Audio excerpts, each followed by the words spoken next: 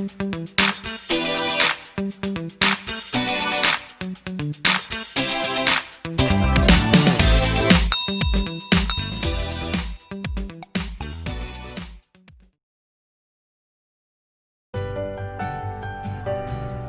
sejahtera dan salam sehat untuk kita semua di era new normal. Jumpa lagi dengan saya Everett Bata Channel. Hari ini saya coba mendatangi kawasan Taman Nasional Kelimutu Ende setelah 8 hari memasuki new normal. Semenjak tanggal 2 Maret 2020, aktivitas kunjungan ke Danau Kelimutu ditutup hingga dibuka kembali tanggal 15 Juni 2020 kemarin. Hampir kurang lebih 3 bulan, Taman Wisata Danau Kelimutu tidak dikunjungi oleh para turis, baik mancanegara, domestik maupun lokal. Kondisi pagi ini cukup bersahabat, karena kondisi alamnya cukup cerah. Memasuki pertigaan Kemuni, Ende, dan Danau Kelimutu, di seberang jalan berdiri sebuah baliho bertuliskan "Wisata Alam Sehat di Tengah Pandemi COVID-19, New Normal Kelimutu". Di pertigaan ini kita bisa melihat beberapa homestay dan villa yang berjejer di sepanjang jalan menuju Kampung Moni. Dari pertigaan kita terus bergerak maju menuju puncak Danau Kelimutu.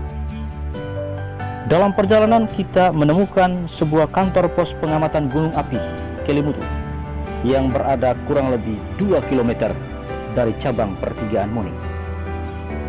Kemudian kita akan menemukan sebuah desa penyangga di bawah kaki Gunung Kelimutu, yakni Desa Waturaka.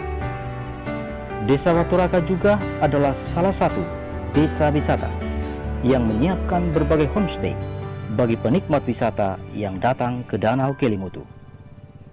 Dari Waturaka kita terus naik dan tibalah kita di gerbang masuk milik Taman Nasional Kelimutu atau TNK. Di sini terdapat rumah penjagaan dan perkantoran serta pos jaga milik TNK. Di pintu masuk terdapat sebuah portal yang berguna untuk membuka atau menutup akses masuk menuju Danau Triwarna Kelimutu. Karena kondisinya baru memasuki new normal, maka setiap pengunjung tetap diberikan penjelasan mengenai protokol kesehatan, mulai dari menggunakan masker, menjaga jarak, mencuci tangan pakai sabun, dan pengecekan suhu tubuh. Dari gerbang pintu masuk pos jaga milik TNK Kabupaten Ende, kita terus melaju menuju kawasan puncak, yakni Danau Kelimutu. Namun sebelum memasuki kawasan puncak, kita akan mendapatkan sebuah tempat menyerupai tugu kecil yang bertuliskan Pere Konde. Pere Konde adalah sebuah gerbang untuk memasuki dunia arwah bagi orang yang telah meninggal dunia. Lokasi Pere Konde ini merupakan sebuah tebing batu yang terlihat menyerupai gerbang. Penjaga tempat ini oleh masyarakat sekitar dipanggil Konde Ratu. Di Pere Konde, para arwah akan diadili sesuai usia dan amal perbuatan selama mereka hidup di dunia. Arwah itu akan bersemayam di salah satu danau dari 3 danau di Kelimutu. Ketiga danau Kelimutu, tempat bersemayamnya arwah, memiliki nama dan arti masing-masing, yaitu Danau Atapolo atau Tibu Atapolo, Danau Koofai Nubamuri atau Tibu Koofai Nubamuri, dan Danau Atabupu atau Tibu Atabupu. Danau pertama, Danau Atapolo, adalah danau tempat bersemayamnya arwah orang-orang jahat yang banyak berbuat dosa selama hidupnya. Danau kedua yaitu Danau Koofai Nubamuri diartikan sebagai danau peristirahatan bagi arwah muda-mudi yang telah meninggal. Danau ketiga yaitu Danau Atabupu. adalah tempat bersemayamnya arwah orang tua yang telah meninggal. Dari Perekonde, kita terus melaju menuju pelataran parkiran milik TNK. Di sana terdapat kantor informasi TNK. Ada area parkiran, ada rumah adat yang berbentuk joglo, ada lapak atau stand-stand yang disediakan oleh TNK kepada para pedagang yang menjajalkan berbagai macam jenis dagangan seperti sarung tenun, selendang, snack, minuman, dan sebagainya. Juga terdapat anjungan pesanggerahan yang barusan dibuat beberapa minggu kemarin. Tempat ini sangat indah untuk menikmati alam dan sejuk dengan melakukan hal-hal yang membuat mata menjadi indah, yakni dengan memandang alam sekitar pepohonan, kicauan burung-burung, dan juga kabut yang terus turun sambil menikmati kopi dan snack. Di samping anjungan pesanggerahan terdapat gapura kecil yang bertuliskan Pesanggerahan Belanda atau Rumah Belanda. Tempat ini berada tepat di sisi timur parkiran. Dari parkiran, jaraknya kurang lebih 200 meter. Kita melewati jalan setapak kecil yang terbuat dari anakan-anakan tangga dari semen. Pada kiri kanan jalan setapak ini dipagari dengan besi karena melewati jalan yang terjal dan licin. Di dalam areal pesanggerahan ini terlihat sebuah tempat yang sangat mistik akan bangunan tua Belanda yang berada di tengah hutan di Kelimutu. Tempat pesanggerahan ini sangat luas, di mana kelilingnya semua dipagari dengan pagar tembok.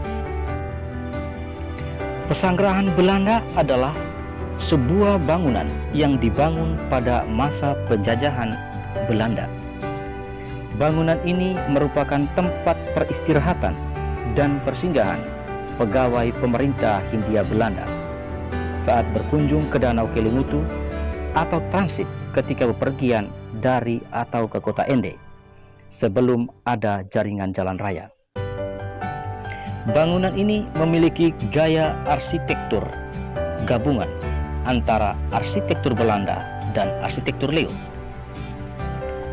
Material yang digunakan adalah semen sebagai pondasi dan dinding setengah tembok sebagai ciri arsitektur Belanda dipadu dengan material kayu dan alang-alang sebagai penutup atap bangunan yang merupakan ciri bangunan suku Leo.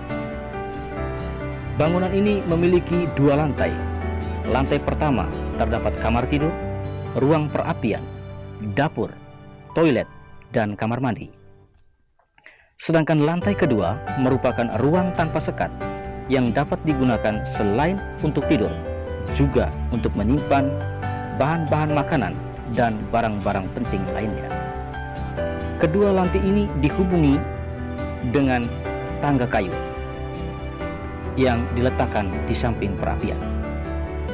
Setelah kemerdekaan, bangunan ini digunakan sebagai pos pengamatan gunung berapi oleh pemerintah Republik Indonesia. Karena bertambahnya usia bangunan ini dan minimnya pemeliharaan, akhirnya tidak dapat dipakai lagi dan hanya menyisakan puing-puing tembok yang masih berdiri sampai saat ini. Dari pesanggerahan Belanda, kita kembali ke parkiran untuk menuju kawasan danau. Sebelum ke kawasan danau, kita harus mencuci tangan terlebih dahulu, karena di depan tangga naik terdapat wastafel tempat cuci tangan dan juga telah disediakan sabun. Di depan Tugu Kelimutu National Park, pihak TNK sudah membagi pintu masuk dan pintu keluar di sisi kiri dan kanan tugu tersebut. Semuanya diberikan berupa tanda atau letter oleh petugas TNK agar pengunjung wisata ke Danau Kelimutu aman dan nyaman. Menurut informasi yang disampaikan oleh petugas TNK, bahwa semenjak new normal dari tanggal 15 Juni kemarin, jumlah aktivitas pengunjung tidak terlalu banyak. Hari-hari biasa seperti Senin sampai Jumat, jumlahnya berkisar 10 sampai 30 orang. Sedangkan di hari libur seperti hari Sabtu dan Minggu, jumlahnya naik sekitar 50 hingga 100 orang.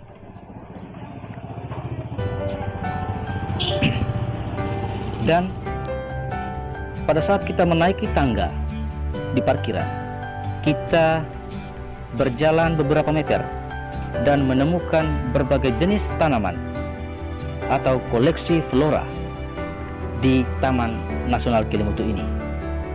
Pemandangan pepohonan yang hijau dan asri menambah indahnya alam hutan Kelimutu. Kurang lebih 200 meter melewati anak tangga, kita akan menemukan jalan besar, dan di sisi seberang jalan terdapat lukisan pada dinding batu yang sangat eksotik, bertuliskan The Land of Mystical Beauty Kelimutu National Park Ende Flores NTT, atau dalam bahasa Indonesianya, Tanah Indah yang Misteri Taman Nasional Kelimutu Ende Flores NTT. Dalam lukisan itu menceritakan dan menggambarkan pola kehidupan masyarakat suku Endelio yang sangat menjunjung tinggi adat dan peradaban, serta bagaimana membangun keseimbangan hidup antara manusia dengan alam dan manusia dengan Sang Pencipta lewat aktivitas hidup sehari-hari. Dari sini kita berjalan terus menuju danau. Sebelum memasuki kawasan danau, ada sebuah anjungan yang sangat indah dengan pemandangan berbagai pohon dan bentangan alam yang curam dan ngarai yang dalam. Anjungan itu bernama Anjungan Gerugiwa. Dari Anjungan Gerugiwa, kita memasuki kawasan Danau Tibu Koofai Nuwamuri dan Atapolo.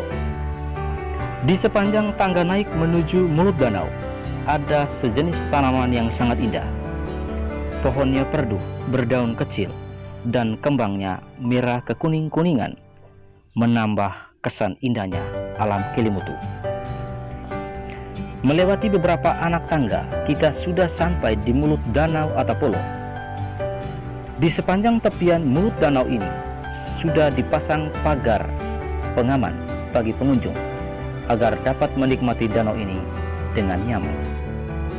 Udara di puncak danau terasa sangat dingin karena di mulut kawah danau berkabut. Inilah penampakan Danau Atapolo yang berwarna hijau. Danau yang sangat indah dan mempesona ini seolah mau menggambarkan betapa besar dan agungnya karya ciptaan Tuhan bagi kita, sehingga diberikan alam danau yang sangat indah, mempesona dan mencengangkan ini. Di samping Danau Atapolo terdapat Danau Koofai Nuwamuri yang berwarna hijau keputih-putihan.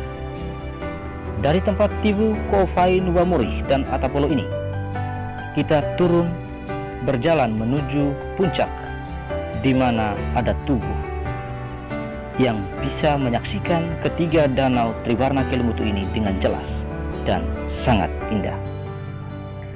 Kurang lebih 50 meter dari tempat jalan menuju mulut kawah Danau Atapolo dan Koofai Nuwamuri, kita bisa menemukan shelter Atapolo, bangunan berupa rumah panggung, tempat di mana pengunjung bisa beristirahat dari panasnya terik matahari atau derasnya hujan saat berada di Danau Kelimutu.